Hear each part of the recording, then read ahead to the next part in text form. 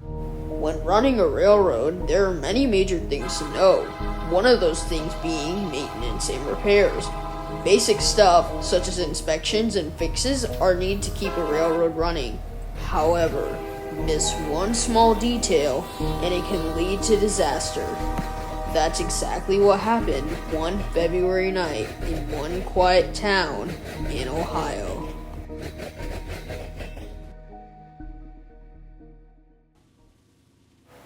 On the night of February 1st, 2023, a train departed the Terminal Railroad Association of St. Louis's Madison Yard in Madison, Illinois. The train in question, Norfolk Southern 32N, a general manifest train, was bound for Norfolk Southern's Conway Yard in Conway, Pennsylvania, with it switching out some yards along its route.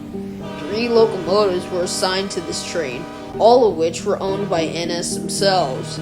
The units in question were General Electric AC-44C6Ms 4178 and 4224, which were placed on the head end, and GE AC-44C6M 4412, which was placed in the middle of the train as a distributed power unit, or DPU. All 3 of these engines were rebuilt from locomotives from the Dash 9 series, with 4178 being rebuilt from C44-9W8939, 4224 being rebuilt from C44-9W8905, and 4412 being rebuilt from C44-9W9235. At 10:14 p.m., with 164 rail cars, 32N departed Madison Yard and stopped at a rail yard in Decatur, Illinois at 6:10 a.m. on February 2nd to drop off 55 cars there and add 40 more to the rear of the train. Because of this, the 4412 was to be moved 112 cars down to evenly distribute the locomotive power between the middle of the consist, as well as being used as an extra air compressor for the train. Eventually, 32N departed Decatur at 4:15 p.m. with 149 rail cars, 9 of which were empty. It was 17,977 tons in weight and 9,309 feet in length. The next day, on February 3rd at around 1 p.m., 32N was recrewed in Toledo, Ohio, with the crew consisting of a conductor, engineer, and training conductor, all of which were unidentified. The new crew went on duty at 1:15 p.m. that day and conducted a briefing with the previous crew as well as braking tests, and then departed 1 hour later at 2:15 p.m. to complete the final leg to Conway. Between Toledo and East Palestine, the train had passed 4 defect detectors total on Norfolk Southern's Fort Wayne line, which was located on the Keystone Division. The first defect detector that 32N passed was at milepost 79.8 in Sebring, Ohio. This defect detector had both hotbox and dragging equipment sensors. It recorded normal readings for the train, besides a slight abnormality on one rail car, GBLX 75465, a covered hopper that was 23rd in the consist. The temperature, 38 degrees above normal, was recorded on the left side bearing of the first axle.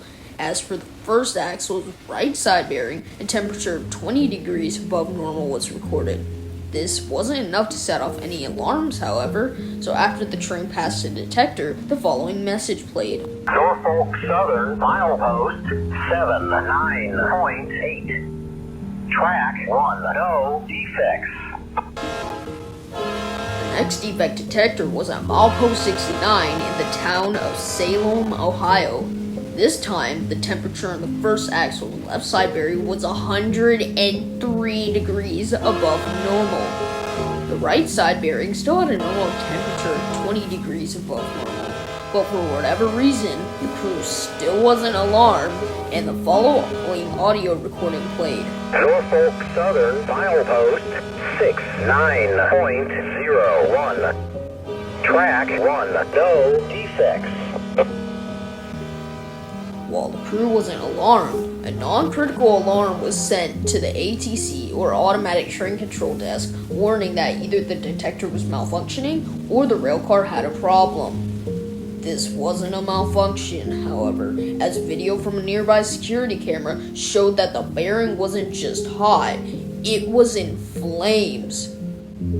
The next detector was at milepost 60.8 in Latonia, Ohio. The hot box, however, wasn't detected at all by this detector, as there were no hot box sensors on it, and only drying equipment sensors, likely being from the Conroe era. Because of this, when the train passed the detector, the following recording played again. NS detector, milepost 60.8, no defect.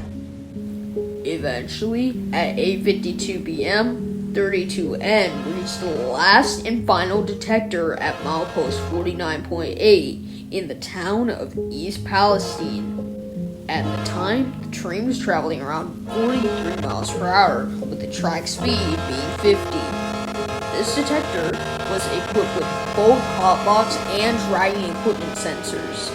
When the 23rd car in the consist passed the detector, the temperature on the left side bearing of the first axle was recorded at a whopping temperature of 253 degrees above normal.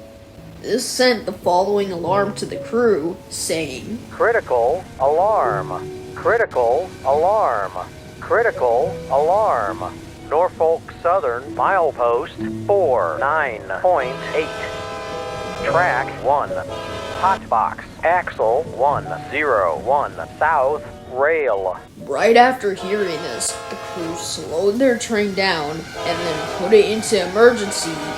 But 2 minutes later, while the train was still coming to a complete stop, disaster struck.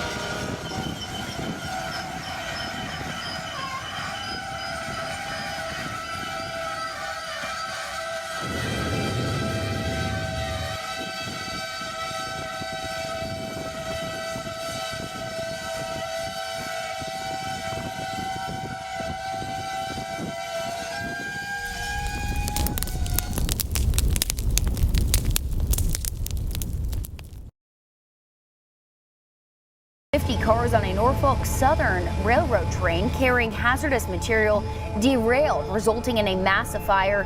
Officials said no injuries or fatalities have been reported, and the Environmental Protection Agency is monitoring air quality with no problems so far. At 8:55 p.m., 32N derails with 38 cars going on the ground. 27 of these were tankers, and 11 of them were loaded with hazardous chemicals like butyl acrylic, ethylene glycol, and vinyl chloride. At least 3 of them were punctured, resulting in them going up in a ball of fire. The other cars didn't derail, but ended up surrounded by smoke and flames. The head-end section continued for about 1,200 feet before coming to a complete stop due to the emergency brakes applying because of the separated air hoses.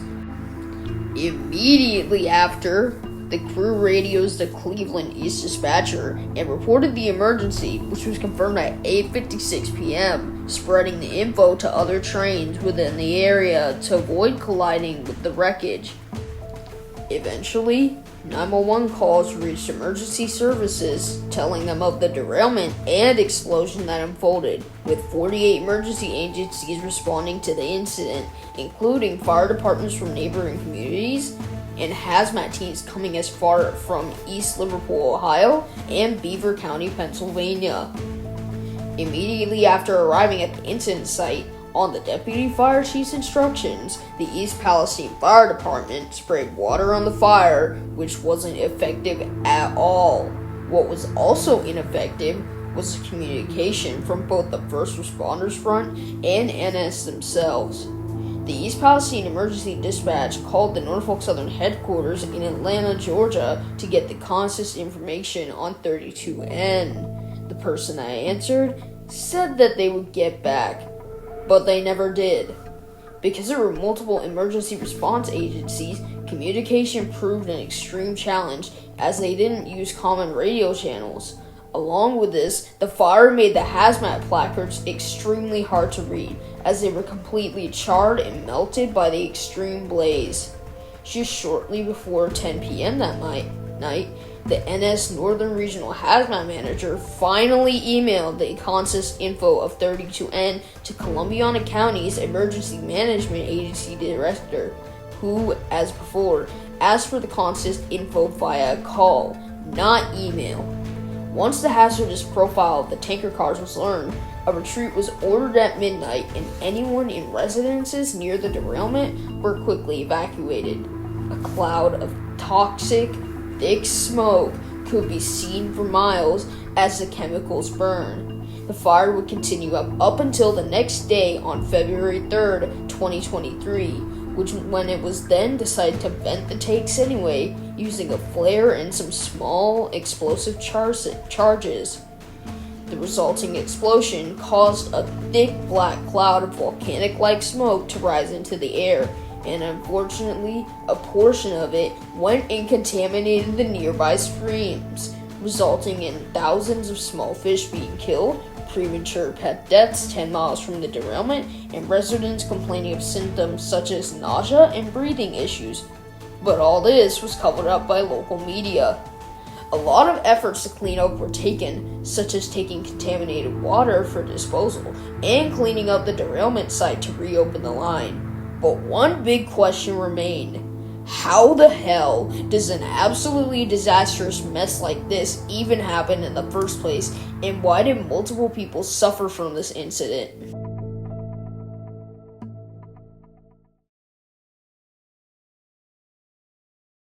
The National Transportation Safety Board, or NTSB, as well as the Federal Railroad Administration, or FRA, launched an investigation into the accident and investigated the history of that one suspect hopper car 23rd in the consist, GPLX 75465. This rail car was built in 1997 by Trinity Industries and was fitted with axles that had roller bearings made by the Timken Company.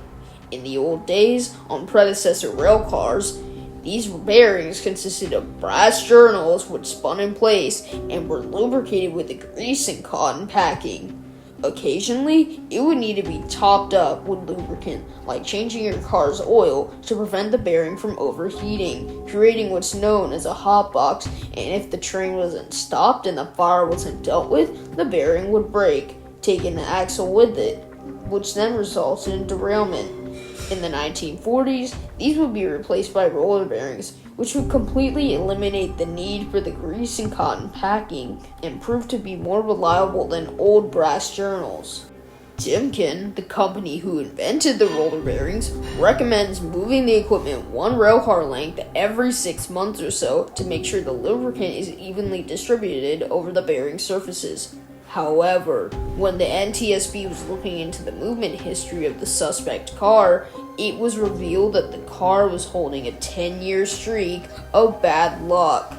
The CLM system, which is used to track the movement of rail cars, is only able to track it when they pass readers on the main line, meaning movement in rail yards isn't included in the system data. The hopper's car record showed that it sat in LaPorta, Texas, and didn't have any movement on the main line for a time period exceeding 6 months. But additional records from the yard in LaPorta did show that it was moved within the yard during this time period, the longest being 4 months. However, around the same time the car was in LaPorta, Hurricane Harvey hit, pouring down 37 inches of rain around southeast Texas from late August to early September of 2017. The car's records also showed that it was in Baltimore, Maryland in 2016 from June 1st to August 7th, and during this time period, it also suffered severe weather too. As quoted from Timken guidelines for servicing, lubricant-containing water is disruptive to roller bearings, causing rapid wear. Take all possible precautions to prevent water from entering the bearing assembly. If the bearing equipment is submerged in water deep enough that the water could have entered the bearings, remove the bearing assemblies from the axles and send them to Timken for reconditioning. The Association of American Railroads field manual states a similar reading. The NTSB looked for the car in the wreckage and found its left front bearing missing. The missing part was later found west of the derailment and south of Main 1. These images shown here need no explaining at all. They speak for themselves. It's pretty obvious the bearing melted. Markings on parts of the bearing showed that it had been reconditioned in June of 2011, so that means that the bearings were neither serviced nor replaced. To add salt to the wound, it was also found out that 25% of the cars had federal defective conditions. So not only was there one defective car, there were multiple that should have been out of service. Besides that, the main question being asked is, why did the defect detectors not pick up the hotbox from the suspect hopper and alarm the crew? Defect detectors have many methods to pick up any abnormalities from any of the rail cars, such as hotbox sensors and dragging equipment sensors. As the train enters the detector, it measures the temperature of the axle bearing as it goes by, and if nothing has gone wrong, once the train is past that detector, it will say no defects. If it detects an abnormality, however, when the defective car passes the detector, it will say critical alarm 3 times and log the axle number, telling the crew to stop. And once the train clears the detector, it then repeats its findings. Comparing the non-critical alarm temperature threshold of the defect detector's heat sensors with other Class 1s, NS's non-critical alarm temperature threshold was 170 to 200 degrees past normal. Only when the temperature was past 200 degrees above normal would the crew be alarmed. Going to Norfolk Southern's Fort Wayne line, NS violated one of their own procedures, which was to space defect detectors exactly 13.9 miles apart. The defect detectors at Salem and East Palestine were more than 20 miles apart. Had the detector at Latonia been upgraded, 32N's crew would have been able to take the proper precautions and the accident would have been averted entirely. Now, about that detector at Salem. Instead of alarming the crew, it just sent a non-critical alert to ATC's Wayside Help Desk. According to interviews with the analysis that day, he claimed he didn't see the alert from the detector. When asked what he would do if he did, he would have monitored 32N for subsequent alerts at subsequent detectors per NS protocol. He also stated that most alerts don't require prompt reaction, as many of them don't turn into serious issues. However, this has brought that procedure into serious question after many subsequent accidents that were sort of similar to East Palestine. In addition to hotbox detectors, NS also has acoustic bearing detectors, or ABDs, which are fairly uncommon. Instead of using infrared heat sensors, ABDs use microphones which pick up any abnormal sounds from rail cars passing them. The last time the suspect hopper, GPLX 75465, passed one of these was October 12, 2022, and it returned a fault code of noisy, which proved that it was pretty unreliable. Ultimately, after the investigation, it was determined that the defective hopper, the non-critical alarm temperature threshold for the defect detectors, and the detector at Latonia not being equipped with hotbox sensors are what led up to the derailment happening.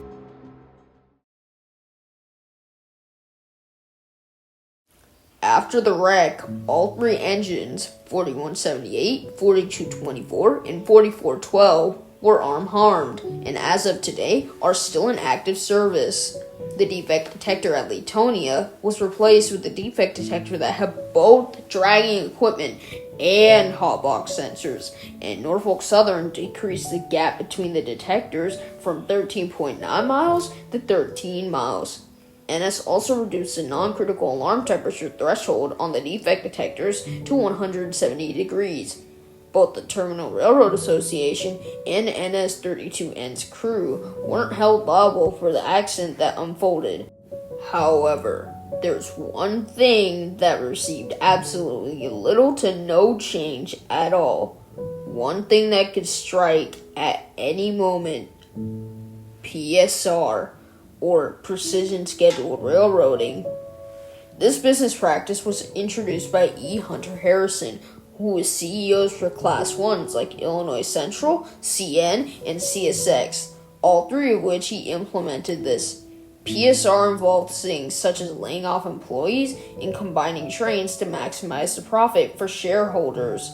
While it's a good idea on paper, it's only done more hurt than help, as it's resulted in derailments, like East Palestine, and cutting off residences from emergency services that are needed.